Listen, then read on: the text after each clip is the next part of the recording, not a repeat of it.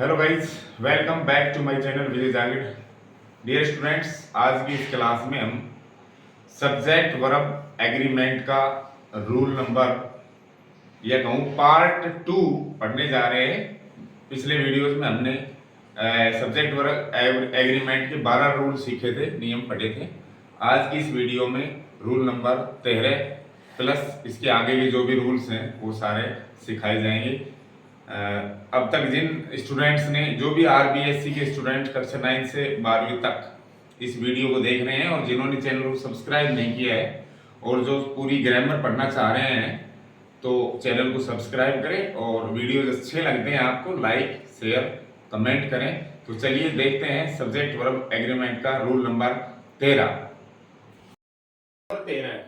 जब वाक्य का सब्जेक्ट क्या हो, दी प्लस विशेषण, किसी वाक्य का सब्जेक्ट दी प्लस विशेषण हो तो उसके बाद बहुवचन क्रिया का प्रयोग होता है, प्लूरल वर्ब का प्रयोग होता है। जैसे दी के बाद विशेषण लगा दिया हमने, रिच, द रिच, यानी कि इसका मतलब है सौर्य, अमीर, यानी इसकी पूरे वर्ग का ये वो करवाता है, हमें एहसास कराता है, पूरे वर्ग के बारे में हमें ये बताता है। द रिच का मतलब सौर्य, अमीर।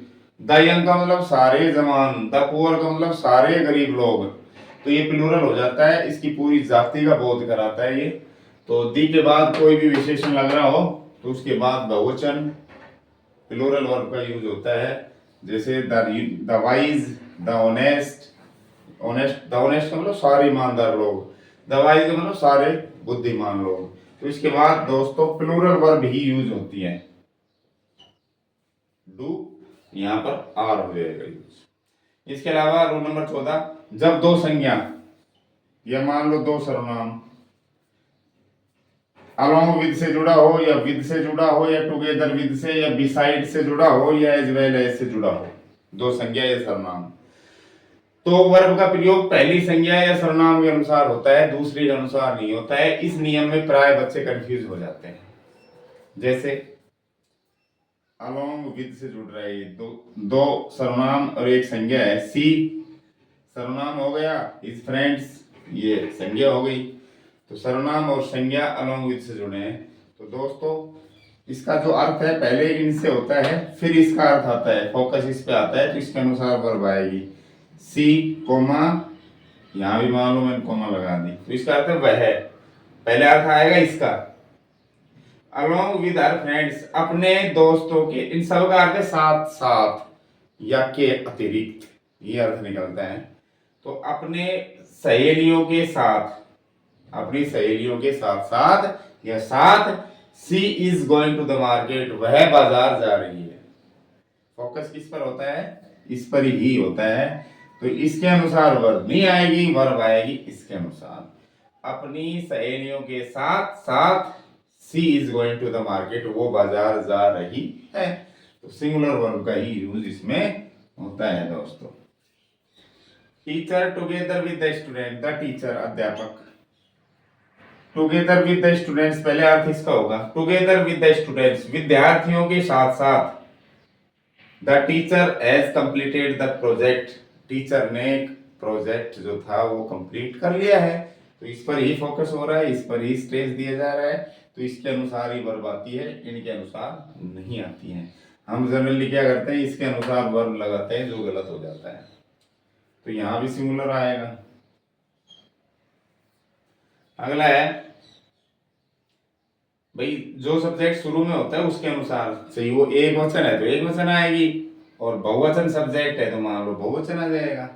ये नहीं है कि एक वचन ही आएगा, कहने का मतलब आता है इसके अनुसार, इस सब्जेक्ट के अनुसार आता है, इसके अनुसार, इसके अनुसार आएगा। आगे विद, बिसाइड या एज वेल एज या टुगेदर विद या अलोंग विद है, तो इससे हमें लेना देना नहीं है। हमें तो शुरू वाली संज्ञा सर्वनाम के अनुसार वर्ब बननी है। इनके बाद तो प्लूरल भी आ सकती है, जैसे स्टूडेंट्स है, फ्रेंड्स है, लेकिन हमने इसके अनुसार लगाई है, सी के अनुसार, तो इज आ गया। टीचर एक वचन है तो इसमें हैज आ गया। इसमें देखो he as well as his brother, अपने भाई के साथ साथ वह फुटबॉल खेलता है, तो ही के अनुसार आएगा इसमें, है ना। हिज ब्रदर भी एक वचन है, अगर हम तुक्के से इसके अनुसार भरेंगे तो भी ठीक हो जाएगा, लेकिन इसके अनुसार नहीं भरना। अगर मैं यहाँ ब्रदर्स कर दूं तो फिर गलत हो जाएगा। तो इसके अनुसार भरना है ना, अपने भाई के साथ साथ वह फुटबॉल खेलता है, तो ही एक वचन है, प्ले जाएगा इसमें। प्रिंसिपल, द प्रिंसिपल, यहाँ मान लो कॉमा लगा दी मैंने, the principal comma the principal besides his staff, अपने स्टाफ के अतिरिक्त प्रिंसिपल भी आ रहा है, तो प्रिंसिपल पर स्ट्रेस किया जा रहा है, इज आएगा। इसके अलावा द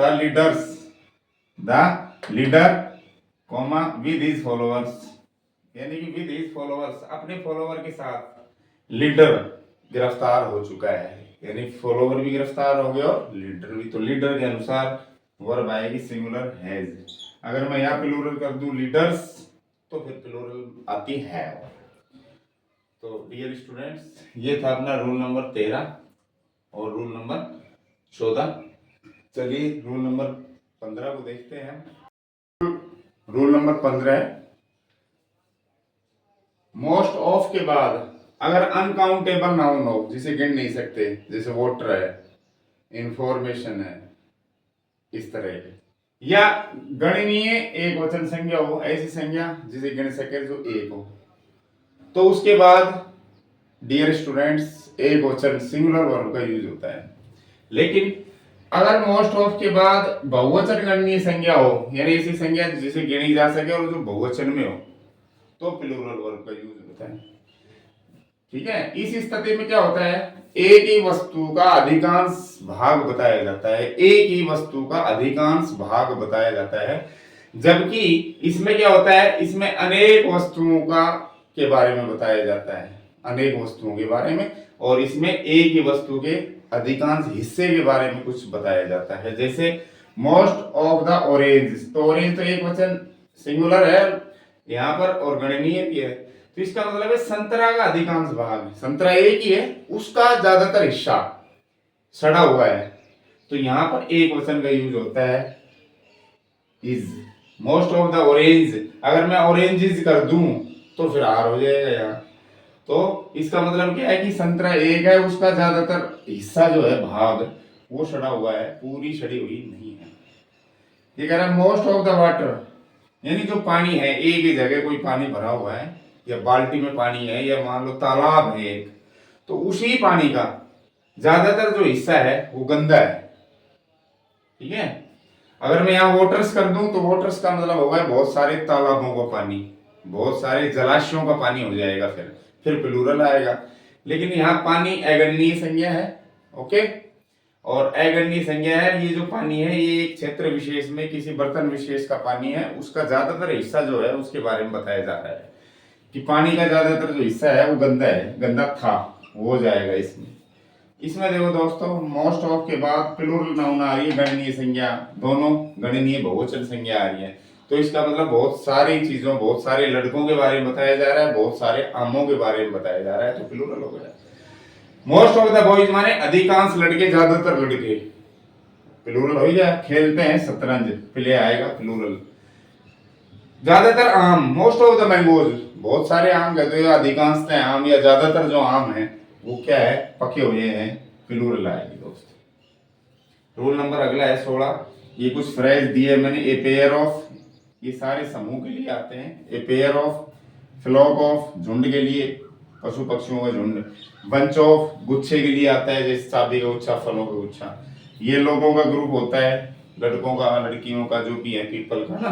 तो इनके बाद वैसे भी ये लग रहा है देखो, तो एक वचन की संज्ञा आएगी, इनके बाद चाहे बहुवचन संज्ञा लगी हो, इससे कोई मतलब नहीं है हमें। इनसे अगर वाक्य की शुरुआत हो रही है तो इनके हिसाब से वर्ब लगानी है और वो एक वचन आएगी।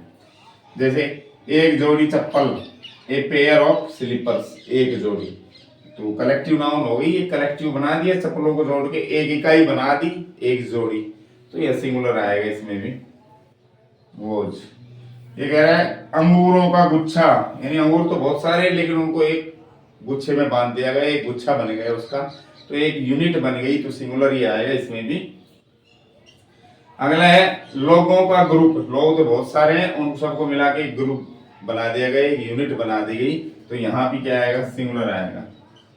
यानी कि पीपल, ग्रेप, स्लीपर के अनुसार वर्ब नहीं आएगी, बल्कि a group, a pair, a bunch, a flock के अनुसार वर्ब आती है।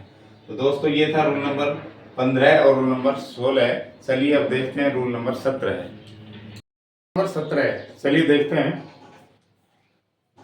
डियर स्टूडेंट्स, फिजिक्स यानी भौतिक विज्ञान, पॉलिटिक्स यानी राजनीति विज्ञान, सिविक्स नागरिक शास्त्र, मैथमेटिक्स गणित, इकोनॉमिक्स अर्थशास्त्र, ये सारे सब्जेक्ट्स हैं, अध्ययन के विषय हैं। और दोस्तों सब में ऐसा लग रहा है, यानी कि दिखने में इनका जो रूप है वो बहुवचन दिख रहा है, लेकिन इनका अर्थ है वो सिंगुलर है, मीनिंग सिंगुलर है। इसी तरह न्यूज, समाचार, वेजेज मजदूरी, इनमें भी ऐसा लग रहा है। तो इनका जो फॉर्म है वो तो प्लूरल है सबका, लेकिन इनका जो मीनिंग है वो सिंगुलर है। तो जो वर्ब है वो सिंगुलर ही यूज होती है इनके बाद। न्यूज माने समाचार, वेजेज माने मजदूरी।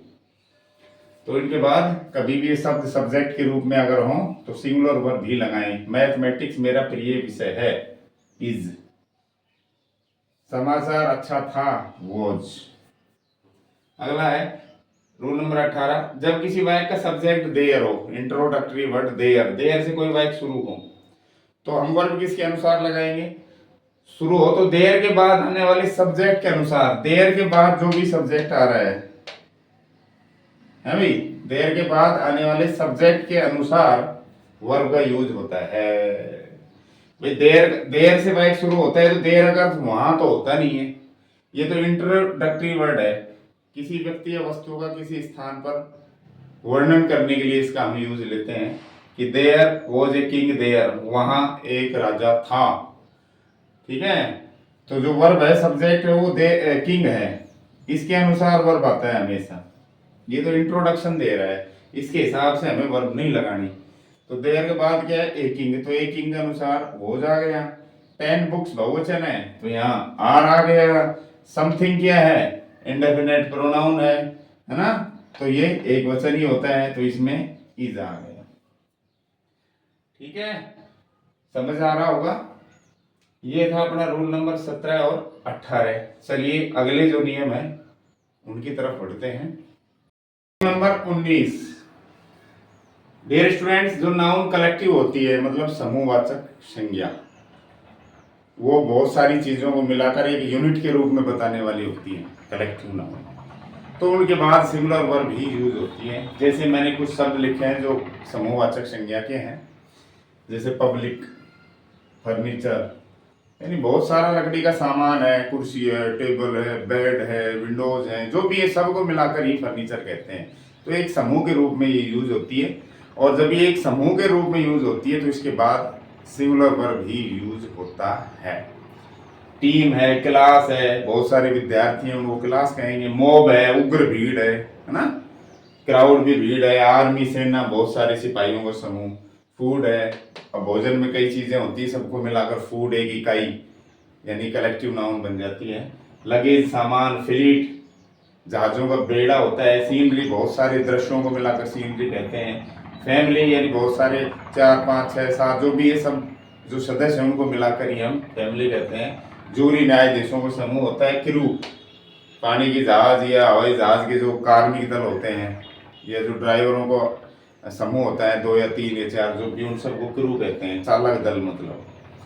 पुस्तकों का समूह और कमेटी हुई है समिति, समिति में बहुत सारे लोगों को मिलाकर उनको कमेटी नाम दिया जाता है। तो इनके बाद सिंगुलर वर्ब का यूज होता है कब? जब इनका प्रयोग एक समूह के रूप में हो, ये ध्यान रखने की बात है। अगर इनका यूज हम एक समूह के रूप में कर रहे हैं तो ही सिंगुलर का यूज होता है। जैसे द सीनरी, ये समूह है, यानी जो सीनरी है वो बहुत ही चार्मिंग है, यानी कि बहुत सारे दृश्यों को मिलाया, हमने उसको सीनरी नाम दिया। ठीक है, तो ये एक समूह का काम कर रही है, यहाँ सिंगुलर वर्ब आएगी। पब्लिक को वोट देने का अधिकार है, पब्लिक एक कलेक्शन का काम, कलेक्टिव नाउन का काम कर रही है। फर्नीचर इज आएगा।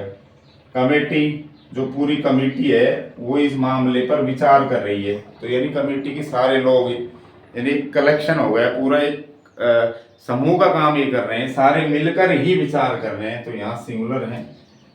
अलग अलग लोग नहीं, बल्कि सबको एक नाम दिया हमने, बहुत सारे लोगों को कमेटी, तो वो विचार कर रही है। लेकिन यहाँ देखिए दोस्तों, इन दोनों वाक्यों को गौर से देखो।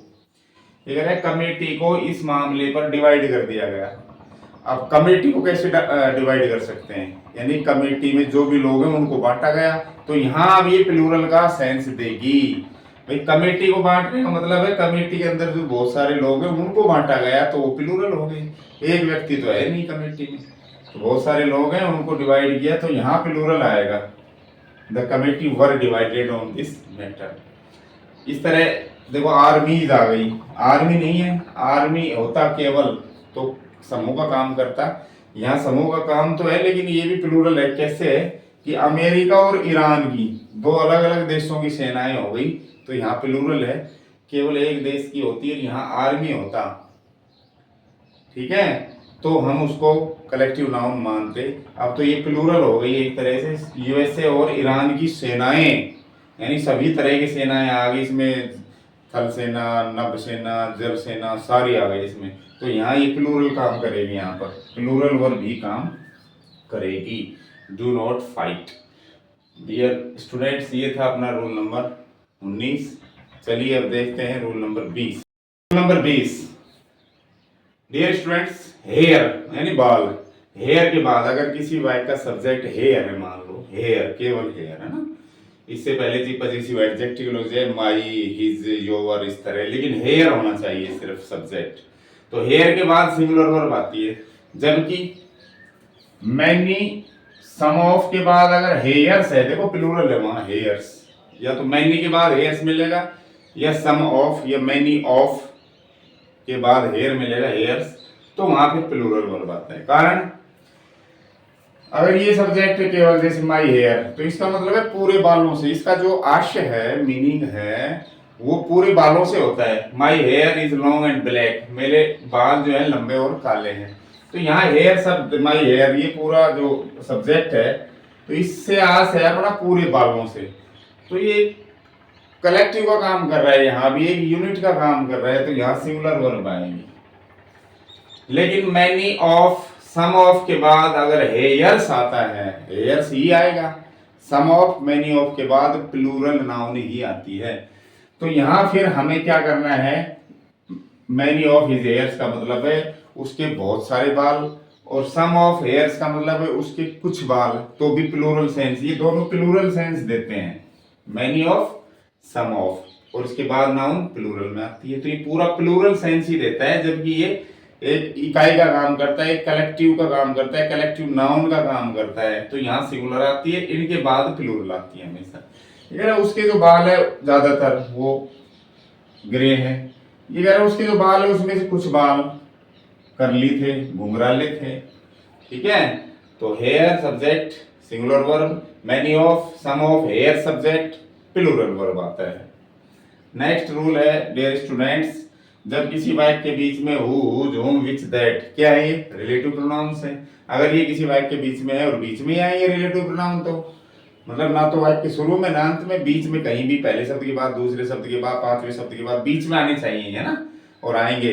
तो वर्ब का प्रयोग कैसे करेंगे, इन शब्दों से पहले आने वाली संज्ञा या सर्वनाम के अनुसार होता है। हम ये नहीं कह सकते भी सिंगुलर ही आएगी या प्लूरल आएगी।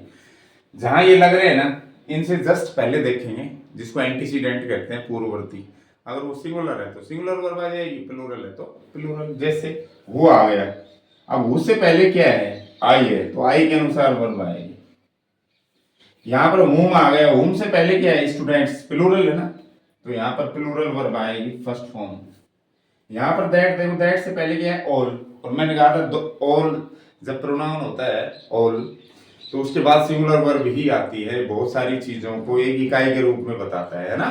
तो ऑल एक सब्जेक्ट है, ये एक इंडेफिनिट प्रोनाउन है, इसके बाद हमेशा सिंगुलर आएगी, तो सिंगुलर कौन सी है, ये ऑल, सारी चीजें। दैट ग्लिटर्स, जो चमकती है ना, इज नॉट गोल्ड, सोना नहीं होती है। इसमें देखो दैट से पहले आया ओनली थिंग, केवल चीज, एक चीज, है ना, तो ये सिंगुलर है, तो ये सिंगुलर के लिए भाई सिंगुलर वर्ब ढूंढ दो, मिक्स।